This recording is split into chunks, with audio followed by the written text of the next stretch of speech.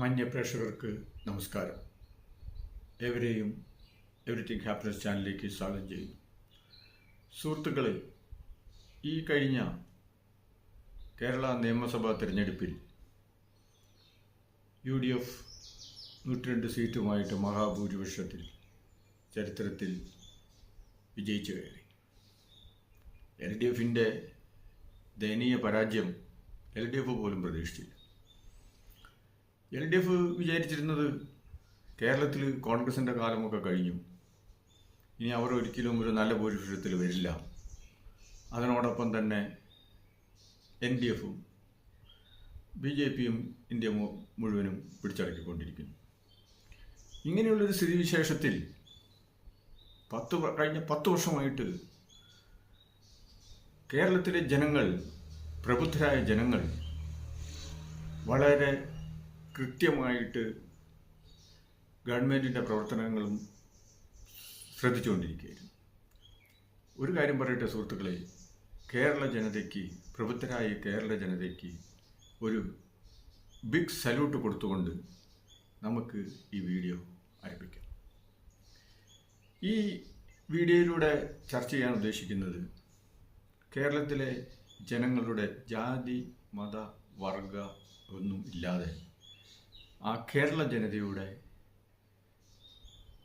മതനിരപേക്ഷത, അതായത് സെക്യുലറിസം ആണ്. ഈ കേരളത്തിലെ സെക്യുലറിസം ഊട്ടി ഉറപ്പിക്കുന്നതായത് വാക്കുകൊണ്ടല്ല. നമ്മൾ കണ്ടു, ക്രിസ്തീയ ഭൂരിപക്ഷ മണ്ഡലത്തിൽ എറണാകുളത്ത് ഇസ്ലാം മതവിശ്വാസിയും അതേപോലെ ഇസ്ലാം മതവിശ്വാസികൾ ധാരാളമുള്ള സ്ഥലത്ത് ക്രിസ്തീയ ന്യൂനപക്ഷ വ്യക്തിയും അതേപോലെ ഹിന്ദു മത ഭൂരിപക്ഷമുള്ളിടത്ത് അന്യജാതിയിൽപ്പെട്ടവരും ജയിച്ചു കയറി ചരിത്രം സൃഷ്ടിച്ച കാര്യം നമ്മളിവിടെ കണ്ടു. ഇതൊക്കെയാണ് മതപ്രബുദ്ധതയുടെ ഉദാഹരണം. അല്ലാതെ വിവരവും വിദ്യാഭ്യാസവും ഇല്ലാത്ത നേതാക്കൾ ഈ താഴെ കിടക്കുന്ന പാവം പിടിച്ച ജനതയെ ജാതി, മത, വർഗ ആചാരം പറഞ്ഞ് തമ്മിത്തല്ലിച്ച് അവർ മുതൽ കൂട്ടുന്നതായ പ്രവണത എല്ലാ സ്ഥലങ്ങളിലും ഉണ്ട്. ഇന്ത്യയിലുമുണ്ട്, ഇന്ത്യയിലെ സ്റ്റേറ്റുകളിലുമുണ്ട്, വിദേശങ്ങളിലുമുണ്ട്, നമ്മൾ കണ്ടു.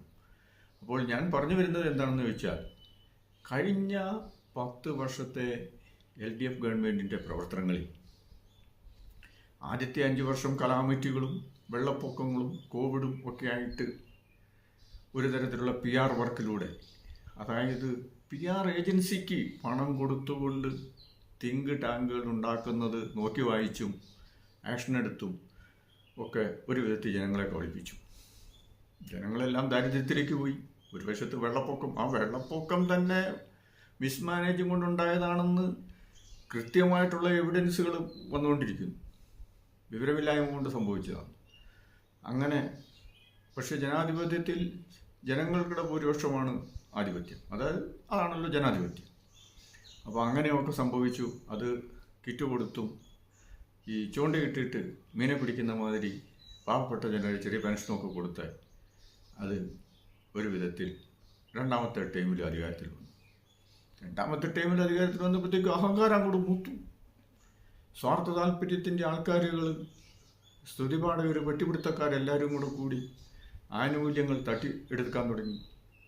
PSC നോക്കുകുത്തിയായി.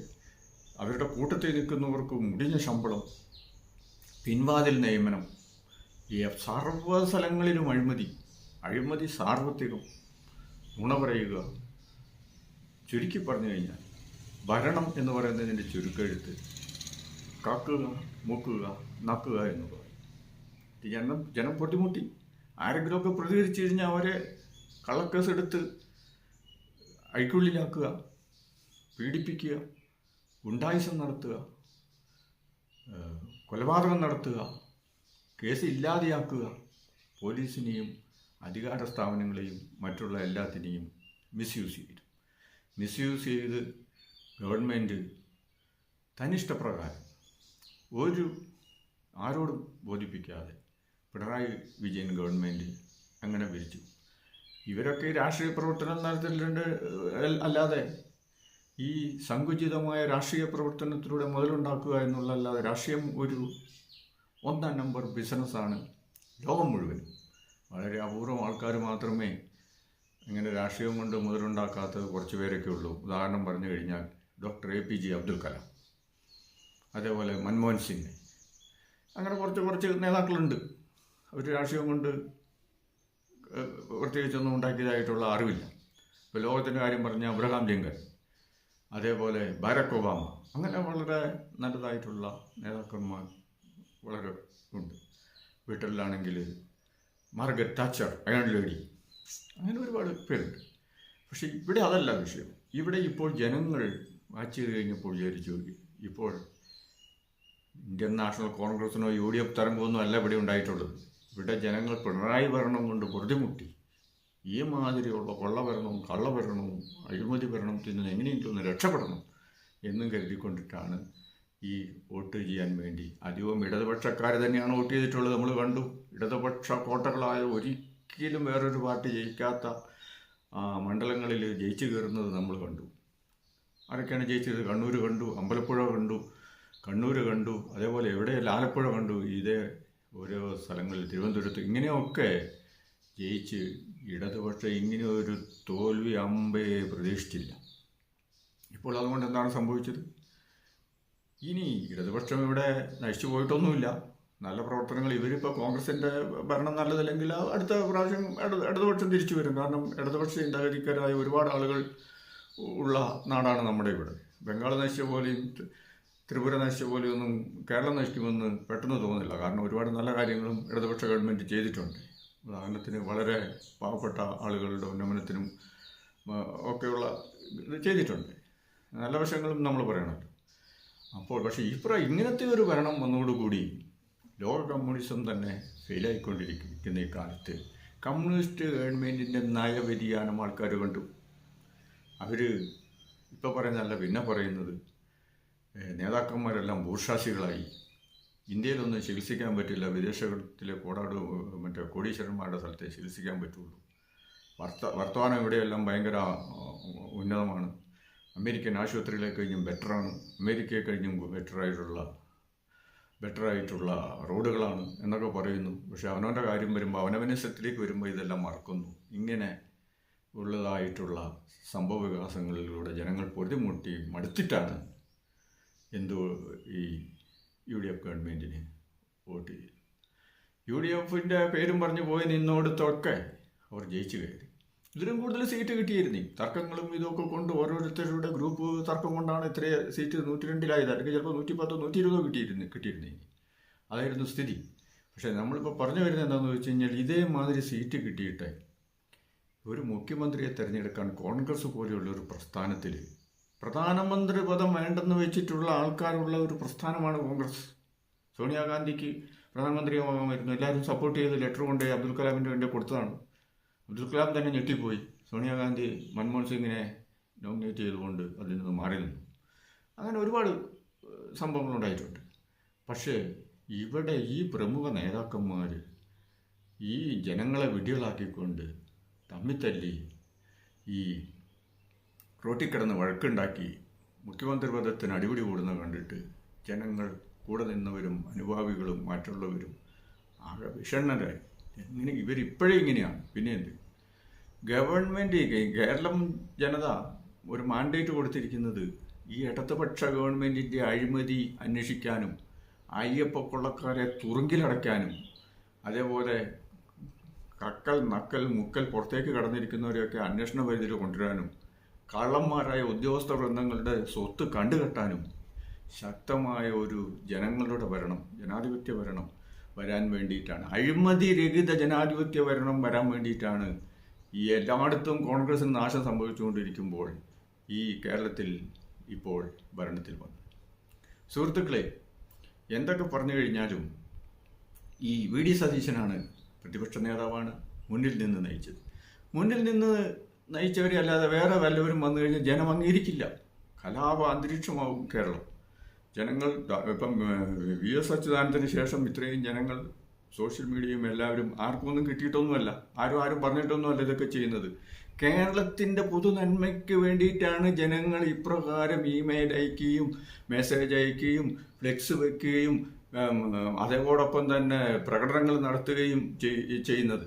അല്ലാതെ ആർക്കും എന്തെങ്കിലും കൈക്കൂലി കിട്ടിയിട്ടോ കിഴി കിട്ടിയിട്ടോ കൊണ്ട് കൊടുത്തിട്ടൊന്നുമല്ല.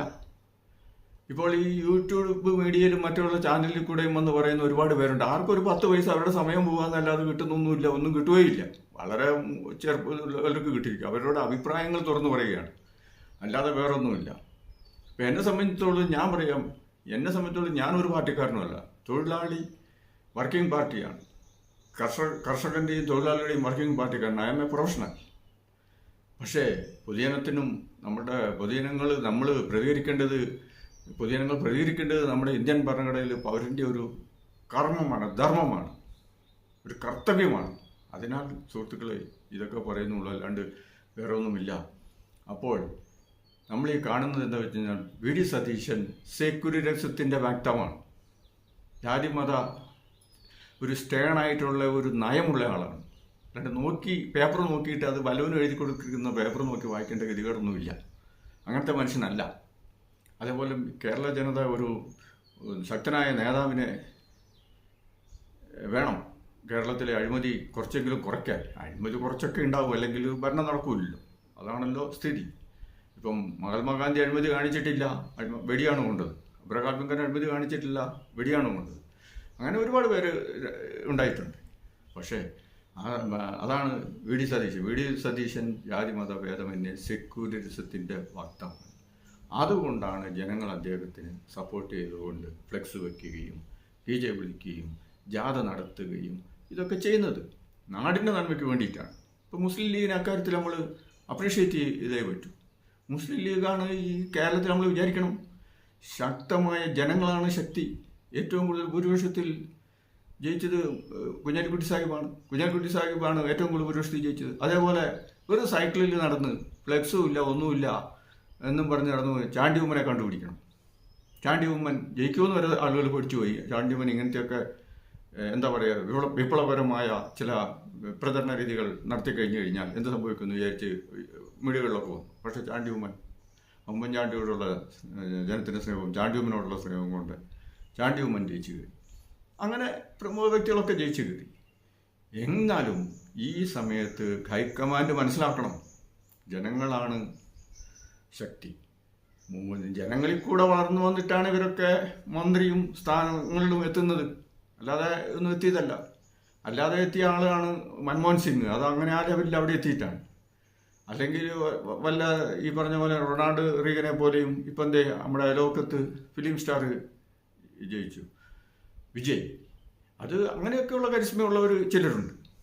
അല്ലാതെ സാധാരണക്കാരനെ ഒരു സമയത്തോളം ഇങ്ങനെ നമ്മുടെ പാർട്ടിയും നമ്മുടെ ജനങ്ങളുമാണ് വലുത്. അപ്പോൾ ജനാഭിലാഷം മനസ്സിലാക്കിക്കൊണ്ട് വേണം ഹൈക്കമാൻഡ് പ്രവർത്തിക്കാൻ. അല്ലെങ്കിൽ എന്താണ്, ജനങ്ങളെല്ലാം തെരുവിലേക്ക് ഇറങ്ങും, വിദ്വേഷമാവും, പാർട്ടി ഒന്നും കൂടെ ഇരിക്കും. കേരളം എന്ന് പറയുന്ന ഒരു സെക്യുലർ സംസ്ഥാനം കൂടെ ഇല്ലാണ്ടാവും. അതാണ് സംഭവിക്കാൻ പോവുക. ജനങ്ങളും ഇല്ല. ഇപ്പം ജനങ്ങളില്ലാത്തതിൻ്റെ വിവരം ഇപ്പം നമ്മുടെ ഇടതുപക്ഷം കണ്ടു. ഇടതുപക്ഷം ഞെട്ടിയിരിക്കുകയാണ്. നീ ഏതൊക്കെ അന്വേഷണങ്ങളാണ് വരുന്നത്? സഖാക്കളൊക്കെ മാടത്തിലൊക്കെ ഒളിച്ചു. എല്ലാം കൊള്ളയും കള്ളത്തരവും തട്ടിപ്പും വെട്ടിപ്പും കൈക്കൂലിയും അഴിമതിയും പിടിച്ചുപറിയും ഭീഷണിയും ആയിരുന്നു. പോലീസിനെയും ഭീഷണിപ്പെടുത്തിക്കൊണ്ട് എല്ലാ ഡിപ്പാർട്ട്മെൻറ്റുകളും അങ്ങനെ തന്നെയായിരുന്നു. അങ്ങനെ അതിനൊക്കെ എതിരെ ഇപ്പോൾ പേടിച്ചിട്ടിരിക്കുകയാണ്. നല്ലൊരു ഭരണം വന്നു കഴിഞ്ഞാൽ ആരൊക്കെ അകത്ത് പോവും, ആരൊക്കെ കോടതി കാരണം, ആരൊക്കെ പോലീസിൽ കാരണം, ആരെ പൊളിച്ചോടണം എന്നൊക്കെ കരുതിയാണ് അവർ പൊളിയിരിക്കുന്നത്. അതിനാൽ സുഹൃത്തുക്കളെ, വി ഡി സതീശൻ നായകനായി നിന്നുകൊണ്ട് നിയമസഭയിലും പുറത്തുമൊക്കെ നടത്തിയിട്ടുള്ള ശക്തമായ പ്രതികരണങ്ങളും ഈ കൊള്ള ഗവൺമെൻറ്റിനെതിരെ നടത്തിയിരിക്കുന്ന തീരുമാനങ്ങളും ആ നയത്തിനുമാണ് ജനങ്ങൾ വോട്ട് ചെയ്തിരിക്കുന്നത്. അതിനാൽ ഹൈക്കമാൻഡ് ഇത് മനസ്സിലാക്കി ശക്തമാക്കിയിട്ട്, അതേപോലെ തന്നെ ഇപ്പോൾ മുസ്ലിം ലീഗിൻ്റെ സഹായത്താലാണ് ഇത്രയും അധികം വോട്ട് കിട്ടി രാഹുൽ ഗാന്ധിയും പ്രിയങ്ക ഗാന്ധിയും വയനാട്ടിലെ മണ്ഡലത്തിൽ നിന്ന് ജയിച്ചു കയറിയത്. ഇനി ഇത്രയും വോട്ട് ജയിക്കുമായിരിക്കും, ചിലപ്പം വോട്ടൊന്നും കിട്ടുകയില്ല. ഇത്ര ശക്തമായ സെക്യുലറിസ്റ്റ് വേര് തിങ്കിങ് കൊണ്ടാണ് അവർക്ക് ഇത്രയും വോട്ട് കിട്ടി അവർ ഇന്ത്യൻ രാഷ്ട്രീയത്തിൽ തിളങ്ങി നിൽക്കുന്നത്. സുഹൃത്തുക്കളെ, ഇടതുപക്ഷം ഒന്നും ആഗ്രഹിച്ചിട്ടില്ല. ഇടതുപക്ഷത്തിന് ആളുകളെ പറഞ്ഞു പറ്റിച്ച് ഉന്നതമായ ഒരു ജനത വരണം എന്നൊന്നും അവർക്ക് ആഗ്രഹമില്ല. അവരുടെ നേതാക്കളൊക്കെ പണം സമ്പാദിച്ചിട്ട് അവരെല്ലാവരും വിദേശത്തു സത്യവും നീതിയും അതേപോലെ നല്ല സത്യസന്ധമായ കോടതികളൊക്കെ ഉള്ള നാട്ടിൽ അല്ലെങ്കിൽ വികസിതമായ രാജ്യത്ത് പോയി പരമാനന്ദം അവർക്ക് വേണ്ടി മാത്രം അവർ നേടുന്നുണ്ട്. നമ്മളൊരു കണക്കെടുത്ത് നോക്ക്. ഈ ഇന്ത്യ രാജ്യത്തെ MLA, MP, മന്ത്രി, ഉന്നത യവന്മാർ, ഇങ്ങനെയുള്ള ഉന്നത 1% ഓഫ് ആൾക്കാരാണ്, 1% ആൾക്കാരാണ് ഇന്ത്യയിലോ രാജ്യത്തെ ഭൂരിഭാഗം പണവും സമ്പത്തും കൈകാര്യം ചെയ്യുന്നത്, 40%. ബാക്കി ഒരു 5% ബാക്കി അടുത്ത 20%. ബാക്കി മുഴുവൻ ദരിദ്രന്മാരാണ്. അങ്ങനെ എന്തെങ്കിലും ഒരു ഇതുള്ളവർ ഇവരെല്ലാം ഇവിടുന്ന് നാട് വിട്ടു പോകണം. എന്തുകൊണ്ടാണ്? ഇവിടുത്തെ ഭരണ സംവിധാനം, തൊഴിലില്ല, കൂലിയില്ല, നോക്കുകൂലി. ഇപ്പം നോക്കുകൂലി പോലെയാണ് ഇപ്പോൾ പറയുന്നത്. ഇവർ തന്നെ ഇപ്പം KC വേണുഗോപാലും VD സതീശനും രമേശ് ചെന്നിത്തലയൊക്കെ എല്ലാം നല്ല നേതാക്കൾ തന്നെയാണ്. അവരൊക്കെ സെക്യൂരിറ്റിസ്റ്റാണ്. പക്ഷെ ഒരു കാര്യം നമ്മൾ മനസ്സിലാക്കണം, അതിനുവേണ്ടി പ്രവർത്തിച്ചവനാണ് കൂലി കിട്ടേണ്ടത്. നോക്കൂലി മേടിച്ചുകൊണ്ട് പോകരുത്. അതല്ലെങ്കിൽ അത് പറഞ്ഞ അന്തസ്സായിട്ട്, കോൺഗ്രസ് പാർട്ടി എന്ന് പറഞ്ഞാൽ അന്തസ്സുള്ളൊരു പാർട്ടിയാണ്. അത് നമ്മൾ കണ്ടു പല പ്രാവശ്യം. ഈ രാഹുൽ ഗാന്ധിയെ പോലെ ഭാരതം മുഴുവനും നടന്ന് ജനങ്ങളെ അറിഞ്ഞ് ധൈര്യസമേതം ജനങ്ങളുമായി മിങ്കിൾ ചെയ്ത് പോകാൻ എത്ര നേതാക്കന്മാർക്ക് ഇവിടെ ധൈര്യമുണ്ട്? കമ്മ്യൂണിസ്റ്റ് ആകട്ടെ, NDA ആകട്ടെ, BJP ആകട്ടെ, എന്ത് കോൺഗ്രസ് ആകട്ടെ, ആർക്കെങ്കിലും ധൈര്യമുണ്ടോ? ഇല്ല. അപ്പോൾ അങ്ങനെ ധൈര്യസമേതം ജനങ്ങൾക്ക് വേണ്ടി പ്രവർത്തിച്ച ഒരു നേതാവ് ജനങ്ങൾക്ക് വേണ്ടിയുള്ള തീരുമാനമെടുക്കണമെന്ന് പൊതുജനങ്ങൾക്ക് വേണ്ടി അഭ്യർത്ഥിക്കുകയാണ്. സുഹൃത്തുക്കളെ, അപ്പോൾ ഈ VD സതീശൻ, ഇപ്പം ജനങ്ങളുടെ പൊതു അഭിലാഷം VD സതീശൻ മുഖ്യമന്ത്രിയാവുകയും കോൺഗ്രസ്സിൽ ഒരു പവർ ഷെയറിംഗ് ഫോർമുല ഉണ്ടാക്കാം. ഒരാൾ മുഖ്യമന്ത്രി, ആഭ്യന്തരമന്ത്രി, പ്രധാനപ്പെട്ട വകുപ്പുകൾ കൈകാര്യം ചെയ്യുക. ഏകോദര സഹോദരങ്ങളെ പോലെ ഒരുമിച്ച് നിന്ന് അവരുടെ യൂണിറ്റിയാണ് കണ്ടത്. ഞാൻ പറഞ്ഞിപ്പോൾ അവർ പറഞ്ഞു വിട്ടിട്ടൊന്നുമല്ല ആൾക്കാർ തെരുവിലിറങ്ങുന്നു, ഫ്ലെക്സ് വെക്കുന്നുമല്ല, ഒന്നും നമ്മൾ വിചാരിക്കുന്നില്ല. എങ്കിൽ കൂടെ വിജയ് മുഖ്യമന്ത്രിയാകാനും കേരളത്തിൽ VD സതീശൻ മുഖ്യമന്ത്രിയാകാനാണ് ജനാഭിലാഷം. അതാണ് പൊതുവിൽ കാണുന്നത്. മുസ്ലിം ലീഗിൻ്റെ ആ പ്രവർത്തനത്തിനെ അവർ സ്റ്റേണായിട്ട് നിന്നുകൊണ്ടുള്ള അവരുടെ വീക്ഷണഗതിയെ നമുക്ക് അപ്രീഷിയേറ്റ് ചെയ്തേ പറ്റൂ.